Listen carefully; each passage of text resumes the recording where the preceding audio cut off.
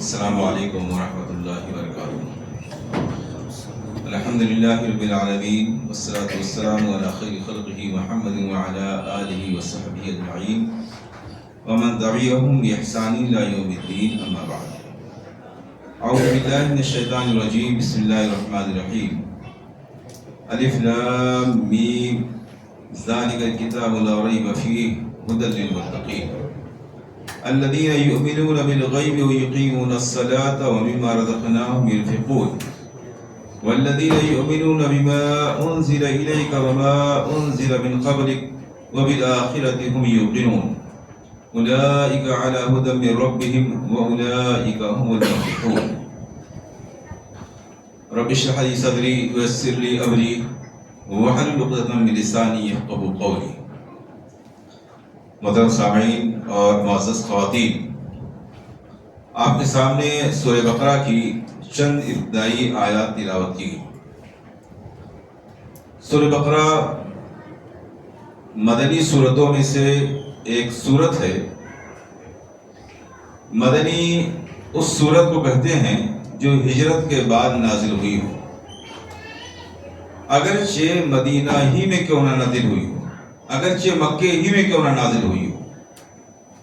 ہجرت کے بعد جو آیات یا جو سورتیں نازل ہوئی ہیں وہ سب مدنی ہیں، اور ہجرت سے پہلے جو نازل ہوئی ہیں وہ سب مکی ہیں، خواہ ان کا نزول کسی بھی جگہ ہوا ہو۔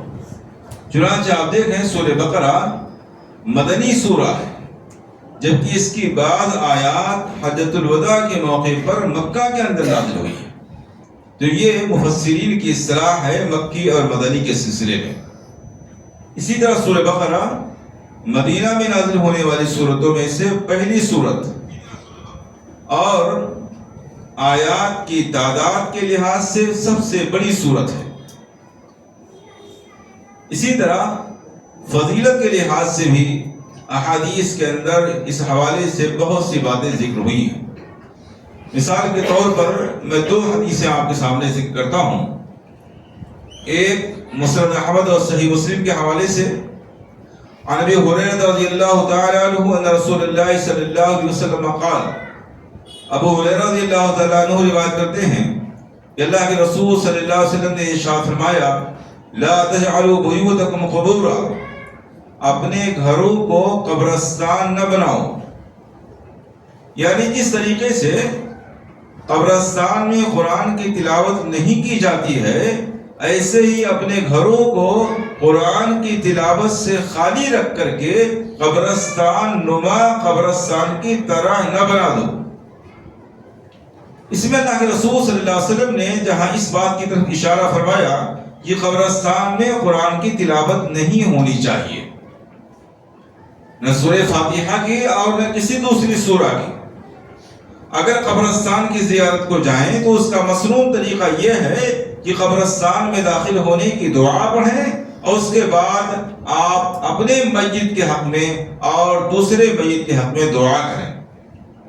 اس کے علاوہ سورہ فاتحہ پڑھنا یا قل پڑھنا یا اس طرح کی کوئی اور سورہ پڑھنا یا وہاں اور کوئی دوسری رسم ادا کرنا، یہ سب شریعت کے خلاف ہے۔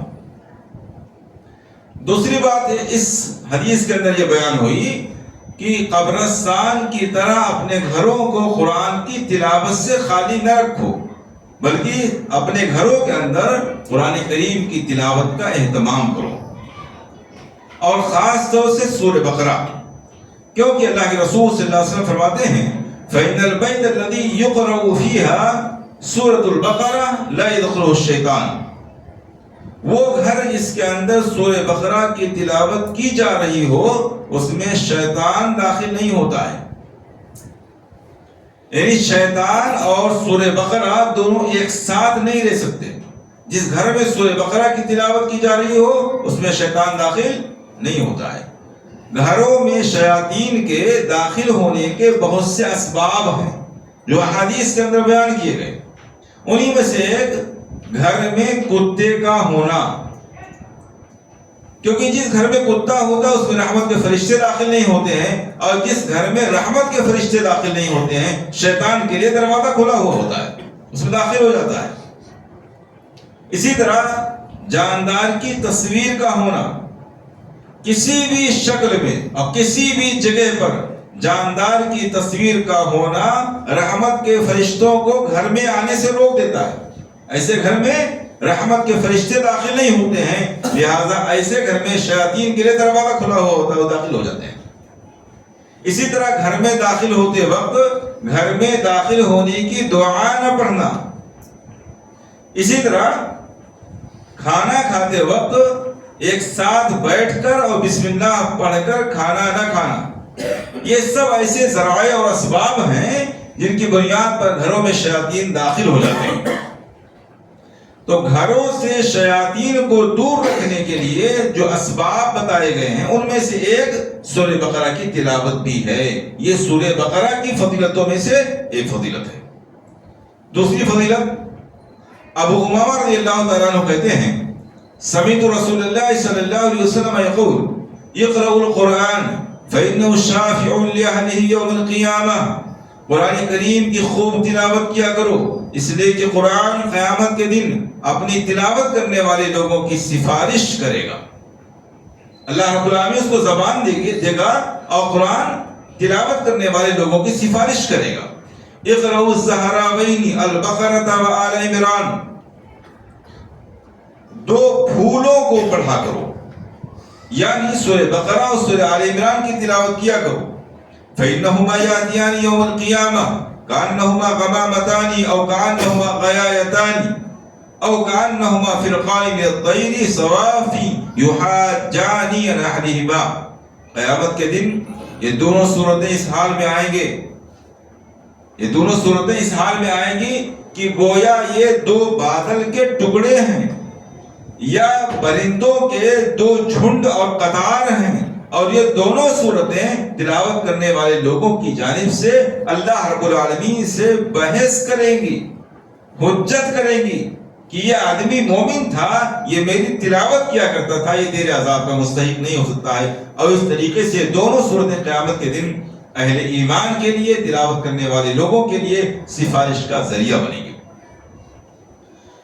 سورہ بقرہ بعض مفسرین کے قول کے مطابق 1000 احکام اور 1000 احکام اوامر پر مبنی ہے، یعنی اس کے اندر 1000 احکام اور 1000 منہیات کا ذکر ہے، 1000 چیزوں سے روکا گیا ہے، 1000 چیزوں سے کرنے کا حکم دیا گیا، اس لیے کہ قرآن کریم کی سب سے بڑی سورہ ہے۔ اور اسی لیے بعض صحابہ کرام کو اس سورت کے سمجھنے میں سالہ سال 12 یا 18 سال لگے ہیں۔ تو قرآن کریم کی عظیم سورہ ہے، یہ ہمارے یہاں کا ایک افسوسناک مرحلہ ہے کہ ہم لوگ قرآن کریم کی تفسیر سنتے تو ضرور ہیں، لیکن اس کی کوئی باضابطہ ترتیب نہیں بنا پا رہے ہیں، ورنہ حق تو یہ تھا کہ ایک ترتیب کے ساتھ ایک ایک آیت کر کے تفسیر کے ساتھ ہم قرآن کریم کو سنتے، اگرچہ قرآن کے مکمل ہونے میں 10 اور 20 سال کیوں نہ لگ جاتے، صحابہ کو بھی لگے ہیں۔ خیر، یہ طریقہ ہوتا تو بہتر ہوتا۔ آپ کے سامنے جو آیات تلاوت کی گئیں ان میں اللہ رب العالمین نے قرآن کریم سے فائدہ حاصل کرنے کی شرط اور کامیاب لوگوں کی پہچان بتائی ہے۔ قرآن ہدایت کی کتاب ہے۔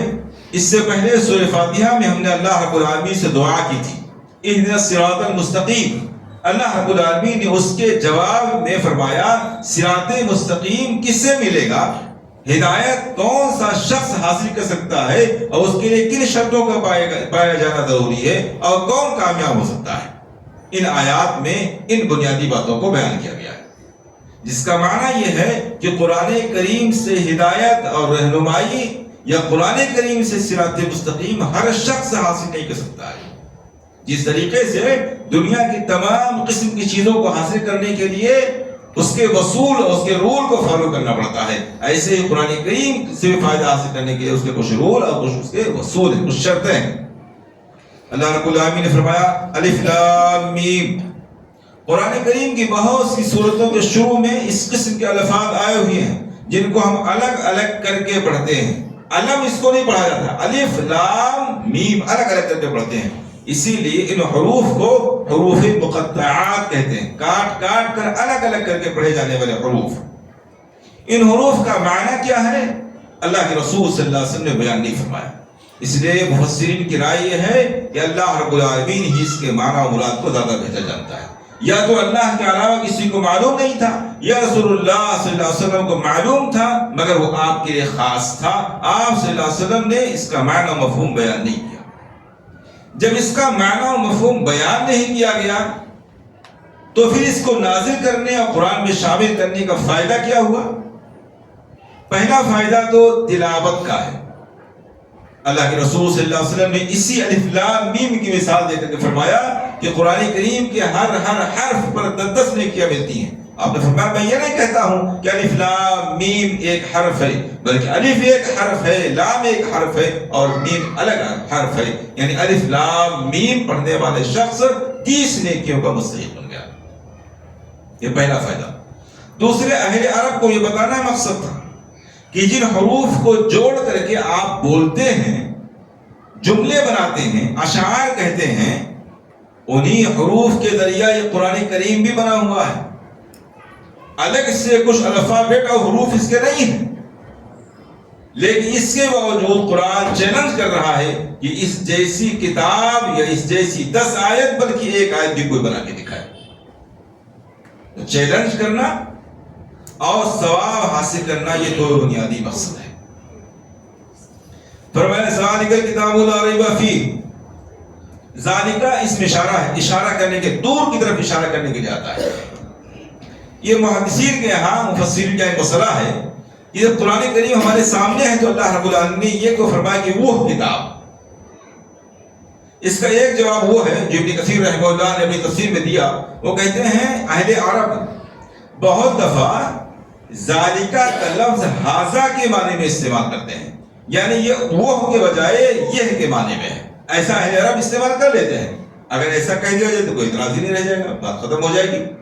لیکن اگر ذالکہ کو وہ کے معنی میں، اس کے معنی میں لے لیا جائے تو اس کا معنی یہ ہے کہ سورہ فاتحہ کے اندر بندے نے اہدنا الصراط المستقیم کہہ کر کے جو دعا کی تھی، اللہ رب العالمین نے اس کی طرف اشارہ فرمایا ذالک الکتاب، تم صراط مستقیم کی دعا کر رہے ہو، صراط مستقیم کے لیے وہ کتاب ہم نے نازل فرمائی ہے۔ کون سی کتاب؟ جو لوح محفوظ میں درج ہے۔ اس لیے کہ جب یہ قرآن نازل ہو رہا تھا، یہ سورت نازل ہو رہی تھی، تو ابھی قرآن کتابی شکل میں نہیں آیا تھا۔ یہ قرآن کتابی شکل میں یا تو لوح محفوظ میں تھا یا فرشتوں کے پاس تھا۔ اللہ رب العالمین نے اس کی طرف اشارہ کر فرمایا صراط مستقیم کا وصول اور صراط مستقیم کا مرکز وہ کتاب ہے۔ جو آدمی صراط مستقیم کی طلب رکھتا ہے اسے چاہیے کہ قرآن کریم کو پڑھے، سمجھے اور اس کے مطابق عمل کرے۔ یہی صراط مستقیم کو اپنانے کا اور پانے کا طریقہ اور ذریعہ ہے۔ لا ریب فیہ، اس کے کتاب اللہ ہونے میں کوئی شک نہیں ہے، اس میں کوئی شک نہیں ہے۔ کس بارے میں شک نہیں ہے؟ کتاب اللہ ہونے میں کوئی شک نہیں ہے، جیسا کہ اللہ رب العالمین نے سورہ سجدہ میں فرمایا تنزیل من رب العالمین، یہ رب العالمین کی جانب سے نازل کیا ہوا کلام ہے، اور شک نہیں ہے۔ اس کی دلیل کیا ہے؟ یہ تو دعویٰ ہو گیا کہ شک نہیں ہے، اس کی دلیل قرآن کا چیلنج ہے۔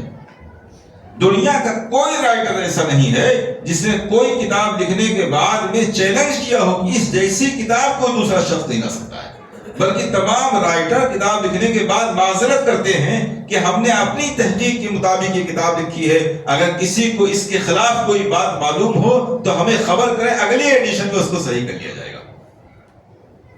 دنیا کے تمام رائٹر کا حال ہے۔ قرآن ایک اکیلی ایسی کتاب ہے جو اپنے زمانے سے لے کر کے قیامت تک کے تمام انسانوں اور جناتوں کو انفرادی اور اجتماعی طور پر چیلنج کر رہی ہے۔ تمام لوگ الگ الگ، یہ تمام لوگ مل کر کے چاہیں تو اس کا مقابلہ کر کے دیکھ لیں۔ یہی اس کے لا ریب ہونے کی، شک شبہ سے بالا تر ہونے کی دلیل ہے۔ چنانچہ آپ دیکھیں، اسی اسلام کو مٹانے کے لیے نبی اکرم صلی اللہ علیہ وسلم کے زمانے سے لے کر کے آج تک مختلف قسم کی جنگیں اور طرح طرح کی سازشیں ہو رہی ہیں، لیکن ایک آسان سا عمل، بظاہر جو آسان معلوم پڑ رہا تھا، کہ قرآن نے چیلنج کیا تھا اس جیسی کوئی ایک آیت لے آؤ، اسلام مان لے گا کہ ہم غلط ہیں، اس کا مقابلہ کسی نے نہیں کیا۔ حالانکہ کوششیں کی گئی، کوشش کرنے والے ناکام ہوئے اور خود ہار مان کر بیٹھ گئے. تو لا ریب فیہ، اس کے کتاب اللہ ہونے میں کوئی شک نہیں ہے. دوسری بات، اس کے اندر جو واقعات بیان کیے گئے ہیں ان واقعات کے سچ ہونے میں کوئی شبہ نہیں ہے. اس کی دلیل کیا ہے؟ جن واقعات کا اس میں تذکرہ ہے ان واقعات کا تذکرہ پچھلی کتابوں میں بھی تھا اور ان واقعات کا تذکرہ اس زمانے کے لوگ بھی جانتے تھے. مثال کے طور پر سورہ فیل آپ پڑھیے، ہاتھی کا واقعہ اس کے اندر بیان ہوا. یہ نبی اکرم صلی اللہ علیہ وسلم کی پیدائش کا سال تھا. اب قرآن کے اس بیان کیے ہوئے واقعے کا کون کیا کر سکتا ہے؟ تو اس کے اندر جو واقعات ہیں اس میں کوئی شبہ نہیں. جو اس کے اندر احکام اور مسائل ہیں وہ سب اعتدال پر مبنی ہیں.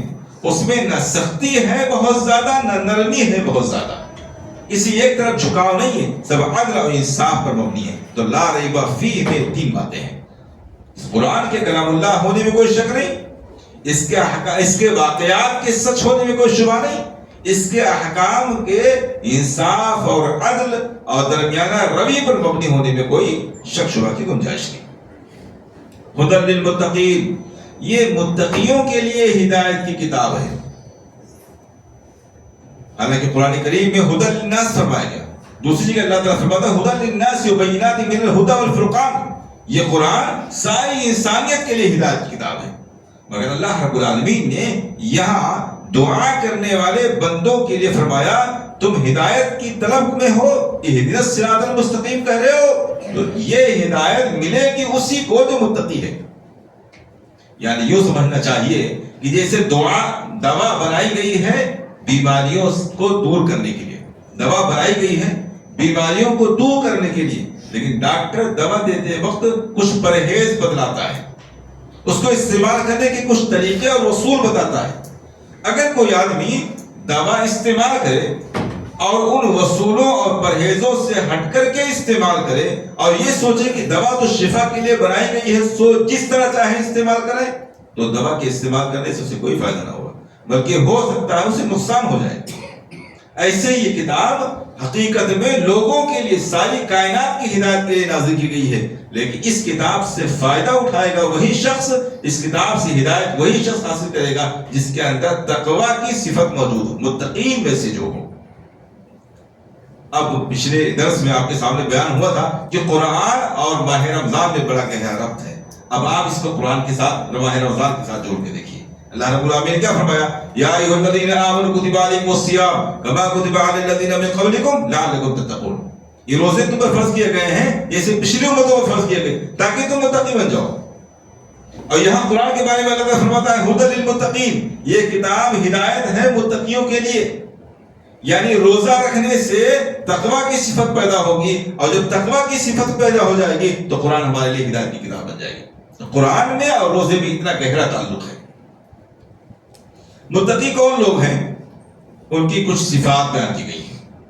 حالانکہ تقوی عربی زبان کا لفظ ہے جو وقایہ سے بنا ہے، اس کے معنی بچنے اور پرہیز کرنے کے ہیں. یعنی اللہ رب العالمین کی عظمت اور اس کے خوف کی بنیاد پر اللہ کی نافرمانیوں سے بچتے ہوئے اللہ کے احکام پر عمل کرنا، اللہ کی عظمت اور اس کی خوف کو ذہن میں رکھتے ہوئے اللہ کی نافرمانیوں سے بچنے اور اس کے احکام پر عمل کرنے کا نام تقوی ہے. اور اس کی مثال وہ ہے جو ابن کثیر رحمہ اللہ نے اپنی تفسیر میں حضرت ابی بن کعب کے حوالے سے بیان کیا کہ ایک مرتبہ عمر فاروق رضی اللہ تعالیٰ عنہ نے حضرت ابی بن کعب سے تقوی کا معنی معلوم کیا تو کہنے لگے کہ کیا کبھی آپ کا گزر کسی خاردار جھاڑی سے ہوا ہے؟ کانٹوں بھرے جھاڑی سے آپ کا کبھی گزر ہوا؟ وہ کہنے لگا ہاں گزرا ہوں. ابی بن کعب رضی اللہ عنہ پوچھنے لگے ایسے موقع پر آپ نے کیا کیا؟ انہوں نے کہا کہ ہم نے اپنے آپ کو اپنے کپڑوں کو سمیٹا اور تمام قسم کے کانٹوں سے اپنے آپ کو بچاتے ہوئے گزر گیا. کہا یہی تقوی ہے. یعنی گویا دنیا خاردار جھاڑی ہے، یہ مال، یہ دولت، یہ کاروبار، یہ اولاد، یہ بیوی بچے اور تمام قسم کے مسائل یہ کانٹے ہیں جو ہمیں الجھانے کی کوشش میں لگے ہوئے ہیں. تقوی یہ ہے کہ ان تمام قسم کے کانٹوں کے بیچ سے اپنے آپ کو اس طرح گزارا جائے کہ کوئی بھی کانٹا اللہ کے احکام میں رکاوٹ بننے اور ہم کو الجھانے میں کامیاب نہ ہو پائے. یہ تقویٰ کی حقیقت ہے. اللہ رب العالمین نے اور نبی اکرم صلی اللہ علیہ وسلم نے متقین کی بہت سی صفات بیان فرمائی، لیکن یہاں اللہ رب العالمین نے متقین کی بنیادی صفات بیان کر دی ہیں. وہ کیا بنیادی صفات ہیں جس کے بغیر قرآن ہمارے لیے ہدایت کی کتاب نہیں ہو سکتی ہے؟ پہلی چیز، الذین یؤمنون بالغیب. متقین وہ لوگ ہیں جو غیب پر ایمان رکھتے ہیں. ایمان کہتے ہی ہیں کسی کی بتائی ہوئی بات پر اعتماد اور بھروسہ کرتے ہوئے یقین کر لینا. کسی کی بتائی ہوئی بات پر اعتماد اور بھروسہ کرتے ہوئے یقین کر لینا. اس کی مثال سمجھیں آپ. ایک آدمی قرآن کریم آپ کو دکھائے اور کہے یہ قرآن ہے، اور آپ اس کو آنکھوں سے دیکھ رہے ہیں اور اس کی بات پر یقین کر لیں، یہ ایمان نہیں ہے. اس لیے کہ اس کی بات پر آپ کو جو یقین حاصل ہوا ہے اس کی بات پر اعتماد کی بنیاد پر نہیں حاصل ہوا ہے. آنکھوں سے دیکھ رہے ہیں آپ، دیکھ کر کے اعتماد حاصل کیا آپ نے. تو ایمان کہتے ہیں آنکھوں سے دیکھے بغیر، عقل میں آئے بغیر کسی آدمی نے کوئی بات بتائی اور اس کی بات پر پورا بھروسہ کرتے ہوئے آپ یقین کر لیں. یہ ایمان کی حقیقت ہے. اور اسی بات کو اور زیادہ مضبوط کرنے کے لیے اللہ رب العالمین نے فرمایا یؤمنون بالغیب. ایمان بالغیب جو لوگ رکھتے ہیں، غیب کا بھی یہی معنی ہے ہر وہ چیز جس کو ہم اپنی عقل سے سمجھ نہ سکیں، اپنی زبان سے چکھ نہ سکیں، اپنی آنکھوں سے دیکھ نہ سکیں، اپنے ناک سے سونگھ نہ سکیں، اپنے ہاتھوں سے چھو نہ سکیں. ایسی باتوں پر یقین کر لینے کا نام ہے ایمان بالغیب. ایمان کی بنیاد یا عقیدے کی بنیاد غیب پر ہے.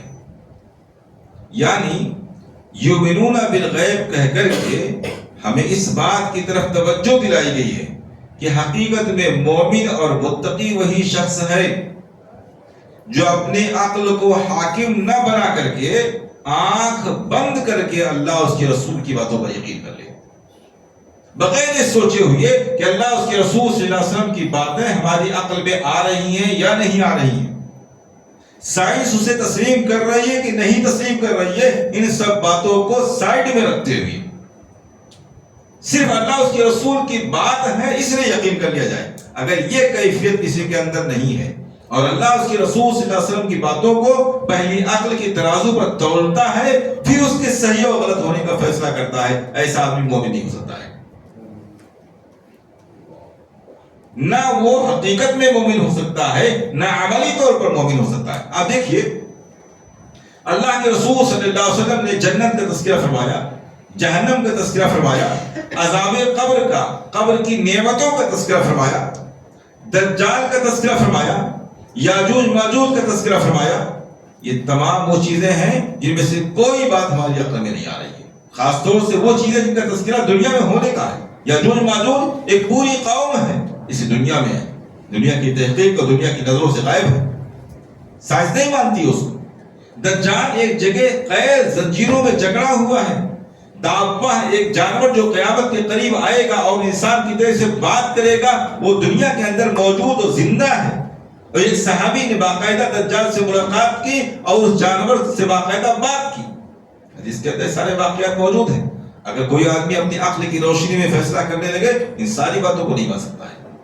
اسی لیے وہ سارے لوگ جنہوں نے قرآن کو اور حدیث کو اپنی عقل کی روشنی میں سمجھنے کی کوشش کی اور عقل کو ترازو بنا کر اس پر تولنا شروع کر دیا، گمراہی کے شکار ہو گئے. اور ایسے ہی لوگ عموماً انکار حدیث کے فتنے میں مبتلا ہوئے ہیں. انکار حدیث کے فتنے میں ایسے ہی لوگ مبتلا ہوئے ہیں. اس لیے مسلمان ہونے کی سب سے پہلی اور بنیادی شرط کیا ہے؟ اللہ اس کے رسول کی بتائی ہوئی باتیں ہمارے لیے 100% یقینی ہے، عقل میں آئے یا نہ آئے. بلکہ بعض دفعہ اللہ اس کے رسول کی باتیں ہماری عقل کے بالکل خلاف ہوتی ہیں، اپوزٹ ہوتی ہیں، لیکن اس کے باوجود ایمان کا تقاضا یہ ہے کہ اس کو مانا جائے، اس پر عمل کیا جائے. اور اس حوالے سے حضرت علی رضی اللہ تعالیٰ عنہ کا قول مشہور ہے لو كان الدين بالرأي لكان اسفل الخف اولى بالمسح من اعلاه. اگر دین کے سارے معاملات، سارے احکام رائے اور عقل کے مطابق ہوتے تو پھر موزے کے نچلے حصے پر مسح کرنے کا حکم دیا جاتا، اوپر کے حصے پر حکم نہ ہوتا. معلوم یہ ہوا سارے احکام عقل کے مطابق نہیں، کچھ چیزیں جان بوجھ کے عقل کے خلاف رکھی گئی ہیں تاکہ ابتلاء اور امتحان رہے. دیکھا جائے انسان عقل کو تنازع بناتا ہے یا ایمان بالغیب کا قائل ہے. یہ پہلی شرط ہے. وَيُقِيمُونَ الصَّلَاةَ، اور صرف زبانی جمع خرچ کا قائل نہیں ہے. یہ زبان سے ایمان کی بات کر رہا ہے لیکن عملی میدان میں وہ کھڑا نہیں اتر رہا ہے. فرمایا زبانی جمع خرچ سے کوئی متقی مومن نہیں بنتا ہے. یقیمون الصلاۃ، وہ نماز کو قائم کرتا ہے. قرآن کریم میں کہیں بھی صلاۃ کے پڑھنے کا ذکر نہیں ہے. ہر جگہ صلاۃ کے نماز کے قائم کرنے کا ذکر ہے. یہ اقامت صلاۃ اپنی ایک اصطلاح ہے، ایک معنی ہے اس کا. نماز پڑھنا اور ہے اور اقامت صلاح اور ہے. اقامت صلاح میں نماز کو وقت پر پڑھنا، جماعت کے ساتھ پڑھنا، پابندی کے ساتھ پڑھنا، مسجد میں آ کر کے مردوں کے لیے پڑھنا، خشوع و خضوع کے ساتھ پڑھنا، نبی اکرم صلی اللہ علیہ وسلم کی سنت و طریقے کے مطابق پڑھنا، یہ ساری کی ساری چیزیں جو شامل ہو جاتی ہیں تب اس کا نام ہے اقامت صلاح. تو جو لوگ اقامت صلاح کر رہے ہیں، نماز کو قائم کر رہے ہیں، وہی اس کتاب سے فائدہ حاصل کر سکتے ہیں. اور جو لوگ اپنے کاروبار کے لیے، اپنی دکان کے لیے، اپنی ملازمت کے لیے اور بہت سے کاموں کے لیے نماز ترک کر دیں، یعنی وہ دنیا کو زیادہ اہمیت دیں اللہ کے حکام کے مقابلے میں، وہ کتاب اللہ سے فائدہ حاصل نہیں کر سکتے ہیں. کتاب اللہ ان کے لیے ہدایت کی کتاب نہیں بن سکتی ہے. وَمِمَّا رَزَقْنَاهُمْ يُنْفِقُونَ، اور ہم نے جو روزی دی ہے اس سے خرچ کرتے ہیں. مِمَّا رَزَقْنَاهُمْ، ہم نے جو روزی دی ہے. اللہ رب العالمین نے اشارہ فرمایا کہ یہ روزی تم کو حاصل ہے. رزق کا جو لفظ جو حدیث میں یا قرآن میں استعمال ہوا یا عربی میں استعمال ہوتا ہے، یہ صرف مال کے لیے استعمال نہیں ہوتا ہے. رزق سے مراد صرف مال نہیں ہے. اللہ کی ہر نعمت رزق ہے، کسی بھی شکل میں حاصل ہو، علم کی شکل میں، عمل کی شکل میں، مال و دولت کی شکل میں، صحت کی شکل میں، اولاد کی شکل میں، کسی بھی شکل میں حاصل ہو، اللہ کی ہر نعمت رزق ہے. فرمایا وَمِمَّا رَزَقْنَاهُمْ يُنْفِقُونَ، اور جو رزق ہم نے ان کو عطا فرمائی ہے کسی بھی شکل میں، اس میں سے کچھ وہ خرچ کرتے ہیں. یعنی سب نہیں خرچ کرنا ہے. سب خرچ کرنا یہ تقوی نہیں ہے. یہ اور بات ہے کہ اگر انسان کا یقین اور اعتماد اور توکل صدیق اکبر کے معیار کا ہو جائے تو کل بھی خرچ کر سکتا ہے. واقعہ معلوم ہے غزوہ تبوک کا. غزوہ تبوک جس کو غزوہ ذات العسرہ کہا جاتا ہے، بہت تنگی کا غزوہ، بڑے دشمن سے مقابلہ، دور کا سفر اور نہایت تنگ دستی کا عالم. اللہ کے رسول صلی اللہ علیہ وسلم نے اس غزوے میں عمومی اعلان فرمایا اور سب کو بتا دیا. عام طور سے آپ بتایا نہیں کرتے تھے، مگر اس جنگ میں آپ نے بتا دیا کہ کہاں جانے کا، کدھر جانے کا ارادہ ہے، کس سے مقابلہ ہے. اور آپ صلی اللہ علیہ وسلم نے چندے کا اعلان فرمایا. ابو بکر صدیق رضی اللہ تعالیٰ عنہ، حضرت عمر رضی اللہ تعالیٰ عنہ میں اعمال کو لے کر کے، نیکیوں میں لے کر کے تمام صحابہ کرام میں ایک مقابلہ آرائی رہتی تھی. صحابہ نیکیوں میں مقابلہ کرتے تھے. عمر فاروق رضی اللہ عنہ کہتے ہیں کہ میں نے اعلان سنا تو میں نے سوچا آج میں ابو بکر سے زیادہ مالدار ہوں اور آج میں ان سے مال خرچ کرنے کے معاملے میں آگے بڑھ جاؤں گا. کمپٹیشن چلتا تھا. یہ ہماری اور آپ کی کیفیتوں میں اور صحابہ کے دین میں اور کی کیفیتوں میں یہ بڑا فرق ہے. ہم دنیا کے لیے کمپٹیشن کر رہے ہوتے ہیں، وہ دین کے لیے کمپٹیشن کرتے تھے. عمر فاروق کہتے ہیں کہ کمپٹیشن تھا، ہمارا ارادہ اور ہمارا سوچنا یہ تھا کہ آج ہم اس سے آگے بڑھ جائیں گے. چنانچہ گھر گئے، مال لے کر کے آئے، نبی اکرم صلی اللہ علیہ وسلم کی خدمت میں پیش کیا. آپ صلی اللہ علیہ وسلم نے پوچھا عمر کیا لے کر آئے ہو؟ کہ اللہ کے رسول صلی اللہ علیہ وسلم اپنی دولت کا آدھا حصہ، آدھا لایا ہوں، آدھا چھوڑ کے آیا ہوں. اور صدیق رضی اللہ عنہ آتے ہیں، وہ بھی کچھ لے کر کے آتے ہیں. اللہ کے رسول صلی اللہ علیہ وسلم پوچھتے ہیں صدیق کیا چھوڑ کے آئے ہو؟ سوال بھی بڑا معنی خیز. اللہ کے رسول صلی اللہ علیہ وسلم جانتے تھے کہ کس سے کیا سوال ہونا چاہیے. عمر فاروق سے کہہ رہے ہیں کیا لے کر آئے ہو؟ صدیق اکبر سے کہہ رہے ہیں کیا چھوڑ کے آئے ہو؟ وہ کہتے ہیں اللہ اس کے رسول کا نام چھوڑ کے آیا ہوں، باقی سب لے کے آیا ہوں۔ عمر فاروق فوراً پکار اٹھے، صدیق اکبر آپ سے مقابلے میں کبھی آگے نہیں بڑھ سکتا میں۔ تو اگر انسان کا ایمان، اس کا اللہ کی ذات پر توکل اور اس کے گھر والوں کا توکل اتنا اعلیٰ ہو جائے کہ صدیق اکبر تک پہنچ جائے تو سب بھی خرچ کر سکتے ہیں، کوئی بات نہیں۔ لیکن عام حالات میں اللہ کے رسول صلی اللہ علیہ وسلم کی تعلیم یہی ہے کہ آدمی اتنا نہ خرچ کر دے کہ بعد میں دوسروں کا محتاج بن جائے اور پریشان حال ہو جائے۔ فرمایا مما رزقناہم، جو رزق ہم نے دی ہے اس میں سے کچھ خرچ کرنا ہے۔ زکوٰۃ میں سے جو خرچ کرنا ہے وہ تو متعین ہے، لیکن زکوٰۃ کے علاوہ بھی اللہ کی دی ہوئی رزق میں سے کچھ خرچ کرنا ہے۔ لیکن یہ جو کچھ خرچ کرنا ہے اسے بھی متعین کر لینا افضل ہے۔ زکوٰۃ کو اللہ تعالیٰ نے متعین کر دیا ہے، زکوٰۃ کے علاوہ جو کچھ آپ خرچ کرنا چاہتے ہیں اسے اپنی جانب سے، اپنے اعتبار سے متعین کر لینا افضل ہے، جیسا کہ اللہ رب العالمین نے سورہ معارج کے اندر فرمایا وَفِي أَمْوَالِهِمْ حَقٌّ مَعْلُومٌ لِلسَّائِلِ وَالْمَحْرُومِ، اہل ایمان کے مال میں ایک متعین حق ہوتا ہے، فکس ہوتا ہے، مانگنے والوں کے لیے اور ان غربا مساکین کے لیے جو در در نہیں بھٹک رہے ہیں، جو محتاج ہیں۔ حق کو معلوم، ایک متعین حق ہوتا ہے، اس لیے افضل یہ ہے کہ ہم اپنی آمدنی کا ایک متعین حصہ فکس کر لیں اللہ کے راہ میں خرچ کرنے کے لیے، یا دوسرے لفظوں میں یوں کہیے کہ اپنے کاروبار میں اللہ رب العالمین کو پارٹنر بنانے شامل کر لیں۔ جیسے ایک پارٹنر ہوتا ہے، اسے سمجھانے والی بات ہے، جیسے ایک پارٹنر ہوتا ہے اس کا ایک حصہ ہوتا ہے، 50-50 ہوتا ہے یا 60-40 ہوتا ہے، جو بھی آپ چاہیں کر لیں۔ اپنی استطاعت اور اپنے خرچ کے لحاظ سے اللہ رب العالمین کو آپ پارٹنر بنا لیں، جو بھی آمدنی ہوگی اس کا 10% ہر مہینے یا ہر تنخواہ پر یا ہر سال، جیسے بھی آپ آسان سمجھتے ہو، اللہ کی راہ میں آپ خرچ کریں گے، 5% خرچ کریں گے، جو بھی جس کی استطاعت ہو ایک خاص مقدار متعین کر لینی چاہیے۔ یہی اہل ایمان کی پہچان ہے جو سورہ معارج میں بیان کی گئی، اور اس سے مال میں یقینی طور پر خیر و برکت نازل ہوگی۔ یہاں دو باتوں کا ذکر آیا، اللہ کے احکام تو نماز اور زکوٰۃ کے علاوہ بھی ہیں، مال خرچ کرنے کے علاوہ بھی ہیں، لیکن صرف دو باتوں کو یہاں بیان کیا گیا۔ اصل میں یہ دو چیزیں علامت ہیں، یعنی عبادات دو قسم کی ہیں، یا تو مالی ہیں یا تو بدنی ہیں۔ مالی عبادتوں کے لیے یہاں فرمایا گیا پھر اپنے مال میں سے، اپنے رزق میں سے وہ خرچ کرتے ہیں۔ اب اس میں زکوٰۃ اور صدقہ اور خیرات اور تمام قسم کی چیزیں داخل ہیں، یہاں تک کہ اگر حسن نیت کے ساتھ، اخلاص کے ساتھ، اچھی نیت، ثواب پانے کی امید سے کوئی آدمی اپنی فیملی پر بھی خرچ کرتا ہے تو اللہ رب العالمین کیا یہ بھی صدقے میں شمار ہوتا ہے۔ اس کا معنی یہ نہیں ہے کہ اب صدقے کے مال کو اپنی فیملی کو کھلانا شروع کر دیں، مراد یہ ہے کہ وہ بھی اللہ کے یہاں نیکی میں شمار کیا جاتا ہے۔ ایسے ہی نماز بدنی عبادتوں کی علامت ہے، یعنی بدنی اور مالی تمام قسم کی عبادات کو جو لوگ انجام دیتے ہیں وہی لوگ حقیقت میں متقی ہیں اور وہی کتاب اللہ سے فائدہ حاصل کر سکتے ہیں۔ وَالَّذِينَ يُؤْمِنُونَ بِمَا أُنزِلَ إِلَيْكَ وَمَا أُنزِلَ مِن قَبْلِكَ، اور متقی وہ لوگ ہیں جو ایمان رکھتے ہیں ان تمام کتابوں پر جو نازل کی گئی ہیں آپ پر اور جو نازل کی گئی ہیں آپ سے پہلے۔ یہ آیت کریمہ اس بات کی دلیل ہے کہ اللہ کے رسول صلی اللہ علیہ وسلم خاتم الانبیاء والمرسلین ہیں، آپ کے بعد کوئی نبی آنے والا نہیں۔ اس لیے یہ تو کہا گیا کہ جو آپ سے پہلے کتابیں نازل کی گئی ان پر ایمان ہے، یہ نہیں کہا گیا کہ جو آپ کے بعد آنے والی ہے، اس لیے کہ آپ کے بعد کوئی آنے والا نہیں۔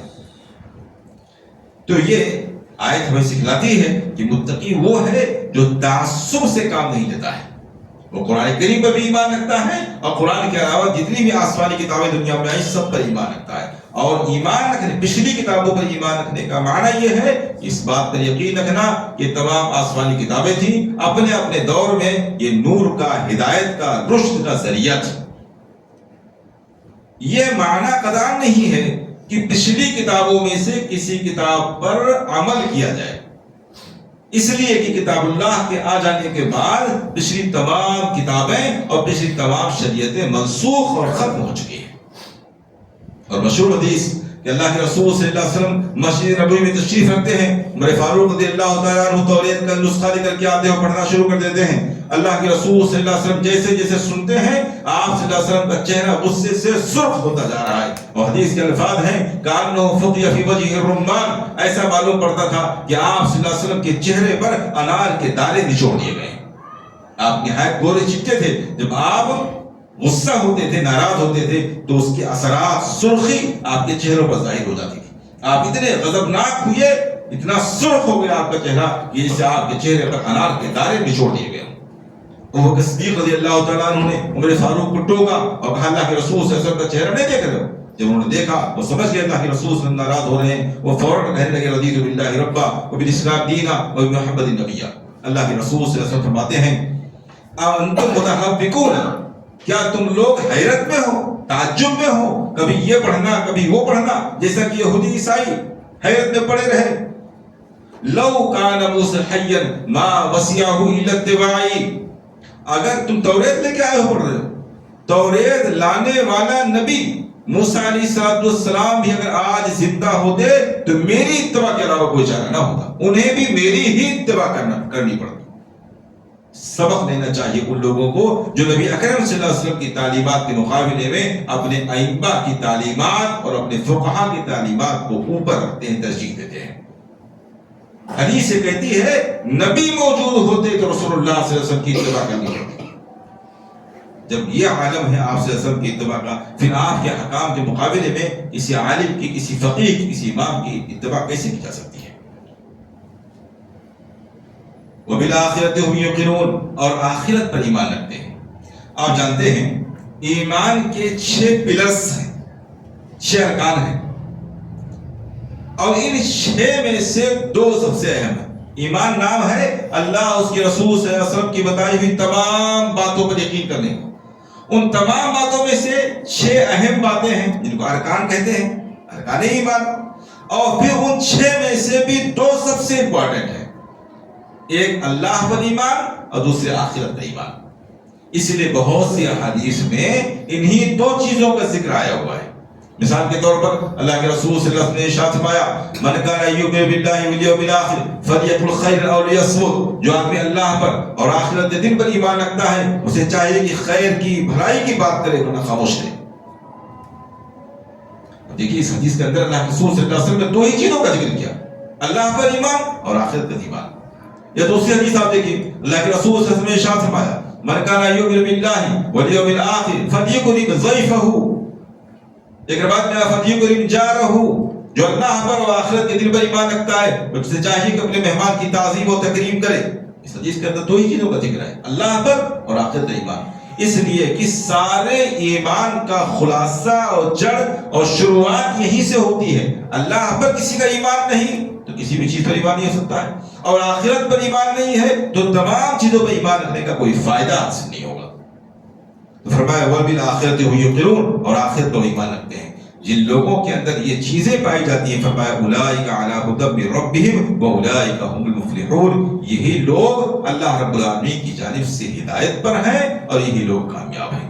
اس لیے جو آدمی ہدایت حاصل کرنا چاہتا ہے وہ ان بنیادی اصولوں کو ذہن میں رکھے، جس میں ایمان بھی ہے، جس میں بدنی عبادت بھی ہے، اور جس میں مالی عبادت بھی ہے۔ یہ تینوں چیزیں جب جمع ہو جاتی ہیں اور صحیح طریقے سے جمع ہو جاتی ہیں تب ایسے شخص کا نام متقی ہوتا ہے، اور یہی شخص کتاب اللہ سے ہدایت حاصل کر سکتا ہے، فائدہ حاصل کر سکتا ہے۔ ہمیں چاہیے کہ ان باتوں کو ذہن رکھتے ہوئے ہماری زندگی میں اس کو اپلائی کرنے کی کوشش کریں۔ آمین۔ وآخر دعوانا ان الحمد للہ رب العالمین۔